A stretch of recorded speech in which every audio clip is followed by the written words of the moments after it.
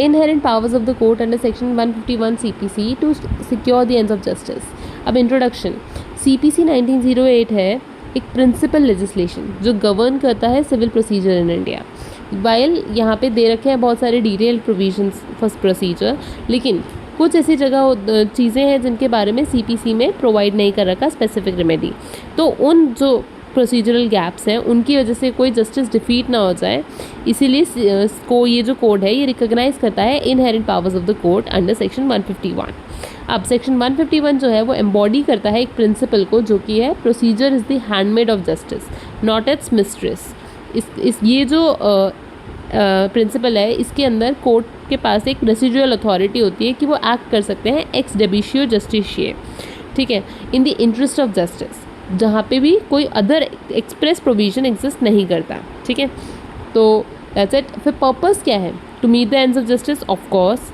Then second, abuse of the process of court ना हो, तो to prevent the abuse of the process of court. And thirdly, जो residual powers हैं वो दी गई हैं, यहाँ पे प्रोवाइड की गई हैं जहाँ पे कोई अदर प्रोविजंस नहीं है। तो जहाँ पे प्रोविजंस दूसरे प्रोविजन साइलेंट है CPC के, वहाँ पे रेसिडुअल पावर्स प्रोवाइड कर रखे हैं। तो तीन चीज़, एंड ऑफ जस्टिस मीट करने के लिए, abuse of process of court को प्रिवेंट करने के लिए, एंड रेसिडुअल पावर्स प्रोवाइड कर रखी हैं जहाँ पे भी provisions of CPC are silent, ठीक है। तो 10 सेक्शन 151 जो है वो सेफ्टी वॉल्व की तरह एक्ट करता है, इंश्योर करता है equity, justice and fair play in civil litigation. Meaning and concept क्या है? तो इनहेरेंट पावर्स जो हैं ये वो पावर्स हैं जो कोर्ट के पास, जो कोर्ट पोजेस करता है by the very nature, independent of statutory conferment, ठीक है।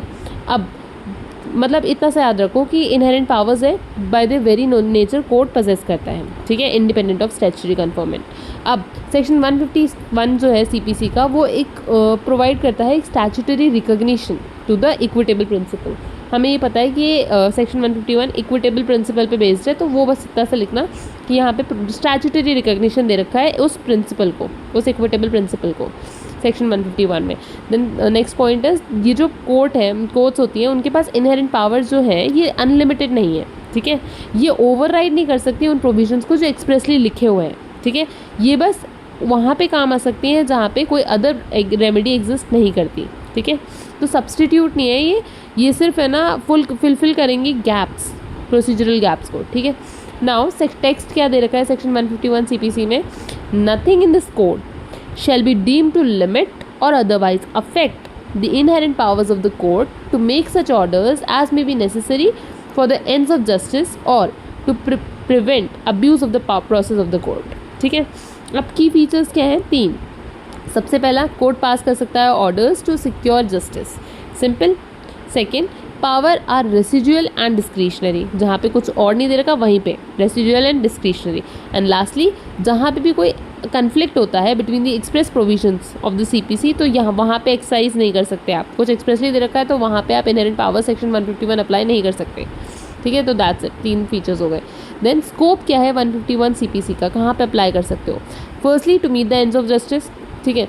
सिंपल चीज़ पहले लिख देना कि इनहेरेंट पावर्स जो ये दे रखे हैं वाइड है बट कंट्रोल्ड है, ठीक है। तो यहाँ पे कोर्ट कहाँ पे यूज़ कर सकता है? पहला, एंड्स ऑफ जस्टिस रिक्वायर करता है वहाँ पे यूज़ कर सकता है।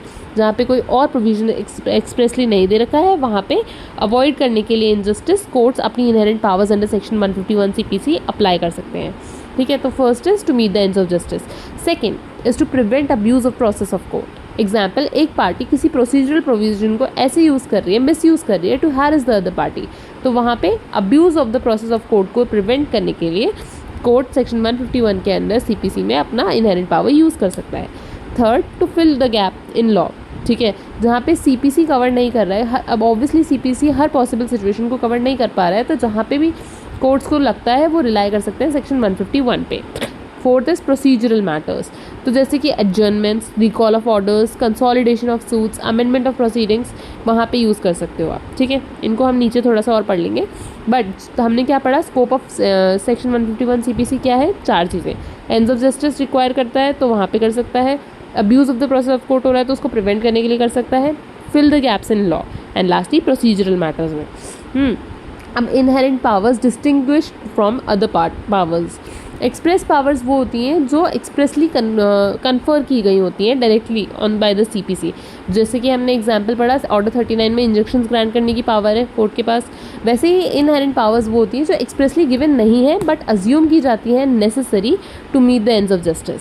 एग्जाम्पल रिकॉल भी कर सकता है कोर्ट एक ऑर्डर पास करने के बाद, अगर उसे लगता है वो ऑर्डर बाय फ्रॉड या मिसरिप्रेजेंटेशन पास किया गया है तो। ठीक है, अब इलस्ट्रेशन क्या है, सीपीसी प्रोवाइड करता है इंजंक्शंस की पावर अंडर ऑर्डर 39। तो वहीं पे अगर कुछ कंडीशंस जैसे कि कोई केस है जहाँ पे कंडीशंस जो ऑर्डर 39 में रिक्वायर्ड है वो स्ट्रिक्टली मीट नहीं कर रही है, तो वहाँ पे भी कोर्ट के पास एक पावर होती है कि वो इंटरिम रिलीफ पास कर सकता है। ठीक है, अंडर सेक्शन 151। एग्जाम्पल क्या है of exercise of inherent powers, तो ये 5 एग्जाम्पल्स हैं। Firstly recall of order obtain bye fraud, अगर कोर्ट को लगता है कि कोई ऑर्डर उससे पास करवा लिया गया है मिस रिप्रेजेंटेशन या फिर सप्रेशन ऑफ फैक्ट्स के बाद, तो वो रिकॉल कर सकता है उसे।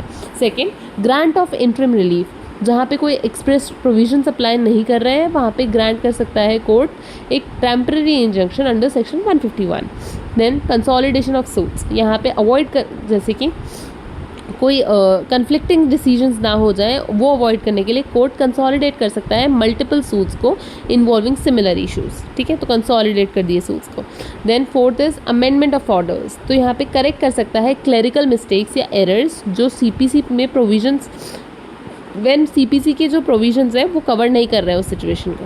ठीक है, लास्टली स्टे ऑफ प्रोसीडिंग्स, तो कोर्ट में स्टे ऑफ प्रोसीडिंग ताकि मल्टीप्लिसिटी ऑफ लिटिगेशन ना हो। ठीक है, तो हमने 5 चीज़ें पढ़ी, रिकॉल कर सकता है ऑर्डर को, ग्रांट कर सकता है interim relief, consolidation of suits, amendment of orders and stay of proceedings. ठीक है, then judicial interpretation of section 151, तो मनोहर लाल चोपड़ा वर्सेस राय बहादुर राव राजा सेठ हीरा लाल, ये AIR 1962 का केस है जहाँ पे सुप्रीम कोर्ट ने हेल्ड किया कि कोर्ट के पास एक इनहेरेंट पावर होती है कि वो इंजंक्शंस ग्रांट कर सकता है इवन इफ जो केस है वो स्ट्रिक्टली फॉल नहीं कर रहा है ऑर्डर 39 में सीपीसी में। तो यहाँ पे प्रिंसिपल कौन सा लगा कि where the law is silent inherent powers fill the gap. ठीक है, next is KK Veluswamy versus N Palanisamy 2011 का केस है जहाँ पे बोला गया कि inherent powers can not override express provisions of CPC. तो सेक्शन 151 जो है वो सप्लीमेंट करने के लिए है, नॉट सब्सटीट्यूट स्पेसिफिक प्रोविजंस। ठीक है, सप्लीमेंट करने के लिए, सब्सटीट्यूट करने के लिए नहीं। नेक्स्ट केस है Jaipur mineral development syndicate versus CIT 1977 का केस है जहाँ पे बोला गया कि कोर्ट रिकॉल कर सकता है its own render if obtained by fraud और मिस रिप्रेजेंटेशन। कोर्ट अपने खुद के ऑर्डर को रिकॉल कर सकता है अगर उसको लगता है कि फ्रॉड और मिस रिप्रेजेंटेशन के बेसिस पे लिया गया है, ऑब्टेन किया गया है। Lastly cases Arjun Singh versus Mohinder Kumar 1964 का केस है जहाँ पे बोला गया है कि सेक्शन 151 जो है उसको ऐसे यूज़ नहीं किया जा सकता, cannot be use to circumvent specific provisions, जैसे कि रिव्यू और अपील। ठीक है, तो सर्कमवेंट करने के लिए यूज़ नहीं कर सकते हो स्पेसिफिक प्रोविजंस को, जैसे कि रिव्यू अपील। ठीक है, लिमिटेशंस क्या है इनहेरेंट पावर्स की, तो 4 लिमिटेशंस बता रही है। सबसे पहला, can not conflict with express provisions, जहाँ पे एक्सप्रेसली प्रोवाइड कर रखा है कोई रेमेडी तो वहाँ पे inherent powers can not override it. For example कहीं पे अपील, रिवीजन या रिव्यू प्रोवाइड कर रखा है तो they can not override it. Second, can not create substantive rights, inherent powers only regulate procedure, ये नए राइट्स नहीं क्रिएट करती है, सिर्फ रेगुलेट करती है प्रोसीजर को। तो सेकेंड पॉइंट क्या है, can not create substantive rights. ठीक है, third, not a substitute for appeal और रिव्यू, यहाँ जहाँ पे अपील और रिव्यू एग्जिस्ट करते हैं वहीं पे ये को एग्जिस्ट कर सकते हैं। A party can not invoke section 151 when remedies of appeal और रिव्यू एग्जिस्ट। ठीक है, ये सब्सटीट्यूट नहीं है, साथ में ही हो सकती है। तो सेक्शन 151 अलग से नहीं इन्वोक किया जा सकता जहाँ पे रेमेडीज ऑफ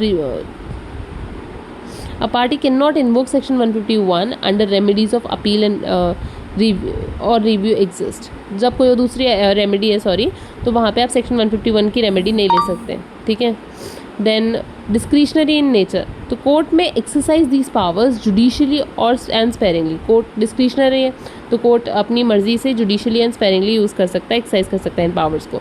इलस्ट्रेशंस क्या है इनके लिमिट्स के, जैसे कि A cannot use section 151 to reopen a case after limitation period for appeal has expired। अगर limitation period for appeal expire हो गया तो उसके बाद कोर्ट सेक्शन 151 वाली पावर यूज़ कर रीओपन नहीं कर सकता केस को।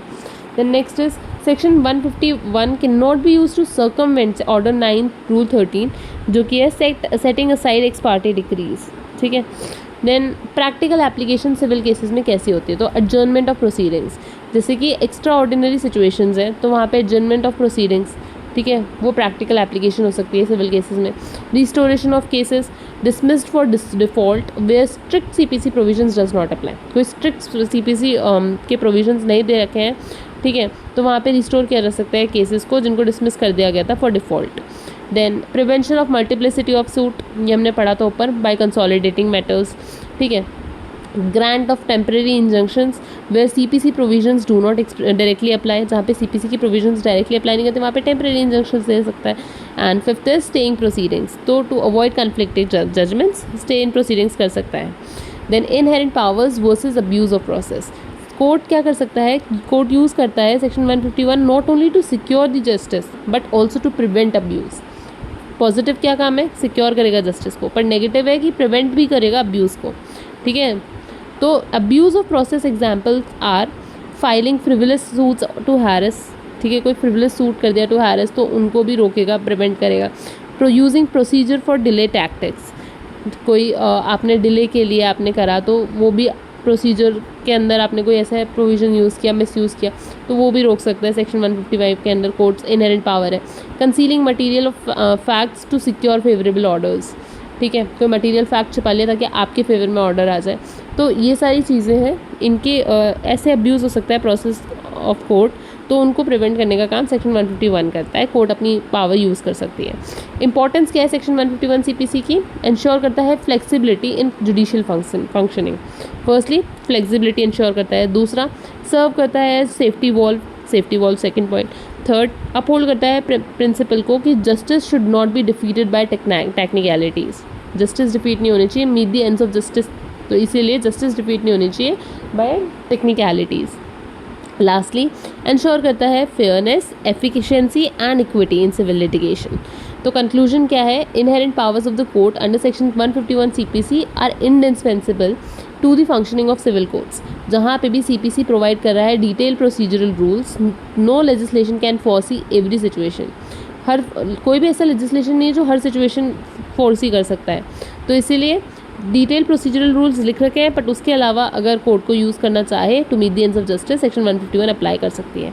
और क्या power section 151 empowers courts to fill procedural gaps, prevent abuse of process of court, secure the ends of justice. However, these powers are not unlimited, ये लिख के आना, अनलिमिटेड पावर्स नहीं है, ये ओवरराइड नहीं कर सकती उन एक्सप्रेस प्रोविजंस को जो सीपीसी में लेट डाउन कर रखे हैं, ठीक है, और ये स्पेरिंगली एंड जुडिशियसली यूज़ की जाएंगी, डिस्क्रिशनरी पावर्स है, ठीक है। Thus, section 151 of CPC represents this principle that law exists to serve justice and not other way around, ठीक है। It ensures that courts remain not only courts of law but also the courts of justice.